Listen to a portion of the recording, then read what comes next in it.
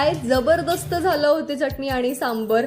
अजूनही जिभेवर चव रेंगाळतीये. अहोंकडून तर भरपूर कौतुक झालंय माझं. काल मी बनवली होती इडली सांबर आणि ते एवढं छान झालं होतं ना. चला अजिबात वेळ न घालवता पटकन रेसिपी शेअर करते तुमच्यासोबत. एका साईडला मी इडली बनवायला ठेवली आणि दुसरीकडे चटणी बनवायला घेतली. चटणीसाठी ओलं खोबरं, फ्रेश अशी कोथिंबीर, 2 हिरव्या मिरच्या, थोडेसे शेंगदाणे आणि त्यामध्ये मीठ टाकून मिक्सरमध्ये बारीक वाटून घेतलं आणि चटणीला जबरदस्त तडका दिला. कढईमध्ये तेल, मोहरी, जिरं, कढीपत्ता ऍड केला आणि यस, तुम्ही पाहताय कसला भारी तडका बसलाय. तर इथं आपली इडली सोबतची चटणी बनवून तयार झाली होती.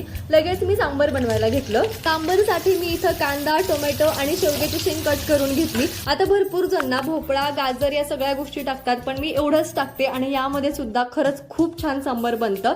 यामध्ये मी लाल तिखट, हळद आणि एक सांबर मसाल्याचं पॅकेट टाकलं. छान थोडा वेळ परतू दिलं आणि एक चिंचे भिजू घातली होती मी, तर चिंचेचा कोळ यामध्ये टाकला.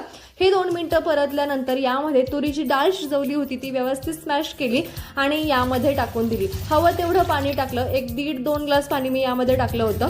चवीनुसार मीठ टाकून एक 15 मिनिटं याला शिजवू दिलं आणि खरंच याचा स्मेल पण खूप जास्त छान येत होता.